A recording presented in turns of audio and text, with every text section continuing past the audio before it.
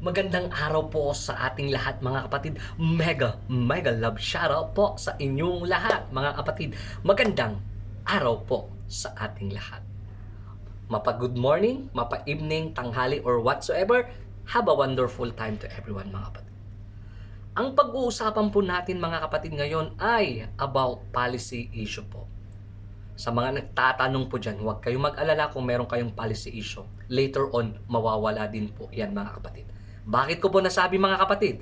Ilang beses po akong nagkaroon ng policy issue nung nagsisimula din po ako mga kapatid at nawalan po ako ng gana kasi pabalik-balik po yung policy issue na po yan mga kapatid. Ngayon, kung ang lumalabas na policy issue po yan mga kapatid na hindi natin alam kung ano po yung video, kung ano yung issue po natin mga kapatid, ang una-una natin gawin mga kapatid ay magdi-delete po tayo ng video na may problema na alam natin na may something wrong yung video natin at i-delete natin yun mga kapatid po. Okay? Pagka-delete po natin yun mga kapatid, yung video po na yun na may something wrong na nagkakaroon ng policy issue po, ang susunod po na gagawin natin dyan mga kapatid ay mag-a-appeal po tayo or report a problem po.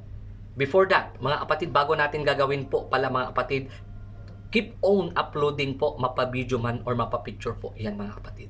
Yun ang gagawin nyo po mga kapatid. Based on my experience, ginawa ko po yan. Nag-upload lang ako nag-upload ng pictures at video po. And then, chinek ko yung mga video, nag-delete po ako dyan. And then, nag-report a problem po ako mga kapatid. And then, nag-appeal po ako kung may option po mga kapatid. Ayun po ang ginawa ko mga kapatid. Ayan po mga kapatid. So, yun ang gagawin nyo po. I-try nyo po, wala pong mawawala. Kasi ilang beses pa ako nagkaroon ng policy issue. Kasi nawalan po ako ng gana. Kasi ako nga mga kapatid, hindi ko po ma-open po yung mga in-stream ads ko po. Yan mga kapatid, kasi wala din akong idea po. And then now,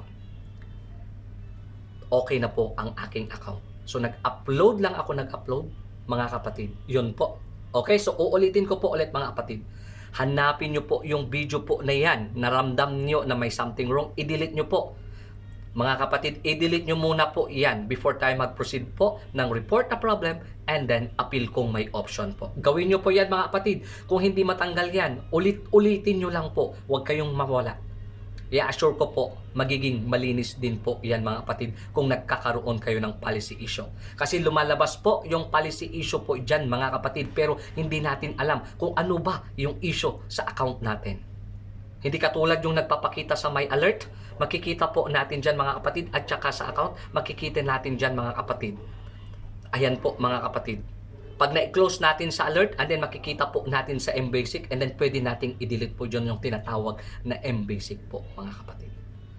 Ayun po ang problema dyan kung hindi nyo makita yung policy issue. Kung pagdating naman po sa unoriginal content na tinatawag po mga kapatid, yung po mga kapatid, yung in-upload nyo po sa ibang account. Kaya kung anong in-upload nyo katulad ko, kung anong in-upload ko po dito sa page na po ito, ay hindi na po pwedeng i-upload po sa personal account ko. Alam nyo kung bakit? Yan po yung tinatawag na unoriginal po mga kapatid.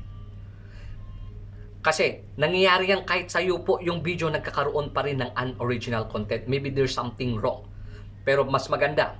Minsan kasi nakakalimutan po natin sa dinami-dami po ng account natin, mga picture din ina-upload natin sa mga ibang account po. Pwede din kayo magkaroon ng unoriginal. Hindi lang po video, same with mga pictures po, mga photos po. Ayan po ay nag-a-undergo po sa report a blumping. Yan po ay nag-a-undergo po sa unoriginal content. Ayan, nabulol ako tuloy. So, yun lamang po mga kapatid at maraming salamat po. Yun ang unang gagawin natin kung magkaroon po tayo ng policy issue po. Mga kapatid, kung hindi natin makita kung ano yung mga issues, kung ano yung violation natin, ang nag-a-appear lang po policy issue. Ayan po, keep on uploading po. Mapa-picture, mapa-videos po mga kapatid. And then mag-report na problem po tayo mga kapatid. And then appeal po tayo kung may option. At yun lamang po ang mag-share ko ngayong araw at maraming salamat po sa inyong lahat. Lahat ng mga sumusuporta, lahat ng mga sponsors ko, nagbibigay ng stars, lahat ng mga lahat po kayo mga members ko, kayo po lahat, thank you so much and God bless po. Maraming salamat po sa lagi niyong pagsuporta sa akin araw-araw po. Thank you so much and God bless po mga kapatid. Ayan po, thank you so much po mga kapatid. Maraming salamat at ingat po tayong lahat. Once again, maraming salamat. Mga sponsors ko, nagpapa-stars, mga kapatid, mga members ko, and lahat ng mga viewers ko po dyan. Thank you so much. Ingat po tayong lahat. Have a wonderful time, everyone. Thank you so much po.